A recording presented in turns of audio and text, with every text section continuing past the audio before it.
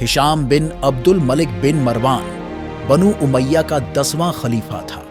उसकी हुकूमत 724 से 743 ईस्वी तक कायम रही। खलीफा हिशाम ने अपनी दौर हुकूमत में एक बार हज का इरादा किया और मक्के का सफर किया। मक्का पहुंचते ही हज के मौके पर उसने हजरत सालिम बिन अब्दुल्लाह बिन उमर इब्नुल खत्ताब को देखा, जो अमीरुल मोमिनीन हजरत उमर के पोते थे, और उनके वालिद अब्दुल्लाह इब्ने उमर खुद एक बड़े जलीलुल कद्र सहाबी थे, जिनसे अल्लाह के नबी बड़ी मोहब्बत करते थे। हजरत सालिम कई हदीसों के रावी हैं और कई अहादीस उन्होंने अपने वालिद हजरत अब्दुल्लाह और अपने दादा हजरत उमर रजी अल्लाहु अन्हु से डायरेक्ट सुनी है।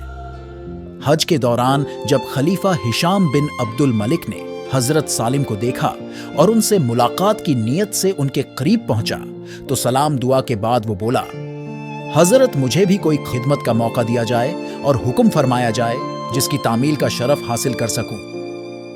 हजरत सालिम ने जवाब दिया, अल्लाह के घर में अल्लाह के सिवा किसी और से मांगना बड़ी शर्म की बात है।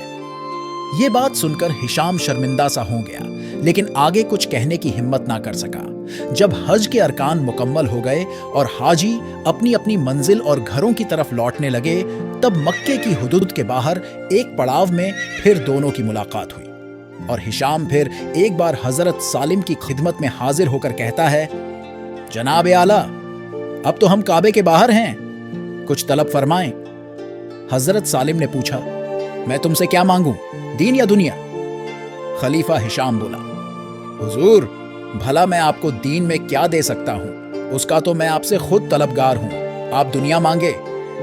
अब हजरत सालिम की नफ्से फारूकी भड़की और जवाब दिया, दुनिया तो मैंने उसके मालिक हकीकी से भी कभी तलब नहीं की, फिर भला आपसे जो इसके मालिक नहीं कैसे मांगू?